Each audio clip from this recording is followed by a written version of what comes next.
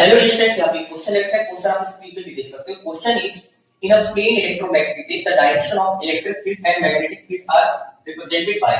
सो यहाँ पे magnetic field की डायरेक्शन दे रखा है that is b vector is equal to p cap and electric field की डायरेक्शन दे रखा है दैट इज आपको 2i कैप माइनस का 2j cap respectively. Okay, what is the unit vector along the direction of propagation of the wave and this question is asked in J 2020 है। ठीक है, अपने को यहाँ पे यूनिट वेक्टर निकालना है प्रोपगेशन वेक्टर का।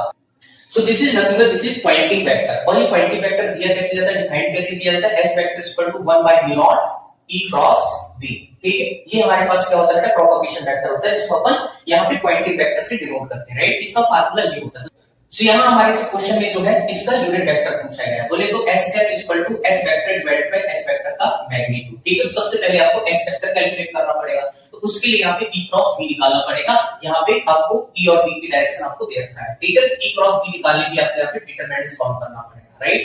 i कैप j कैप और आपके पास k कैप। ठीक है, हमारे पास इलेक्ट्रिक फील्ड कौन सी डायरेक्शन में रखा है, 2i कैप माइनस का 2j कैप और आपके पास 0। एक मैग्नेटिक फील्ड सिर्फ z में है, तो ये आपके पास क्या हो जाएगा 0 0 हुआ। एक क्रॉस मल्टीप्लाई यहाँ पे सॉल्व कर लो बेटा।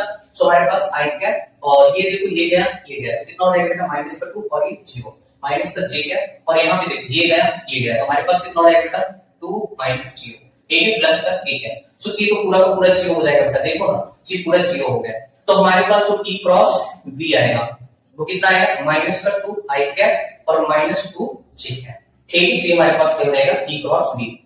यही हमारे पास क्या है पॉइंटिंग वेक्टर, बोले तो प्रोपगेशन वेक्टर की डायरेक्शन। बट इसका हमें यूनिट वेक्टर निकालना है, जिसका मैग्नीट्यूड निकालो ना यार, इसका मैग्नीट्यूड निकालो बेटा, कितना आएगा 2 कॉमन आएगा और स्क्वायर रूट कितना हो जाएगा 1 का स्क्वायर प्लस 1 का स्क्वायर, तो प्लस ही हो जाएगा 2 रूट 2।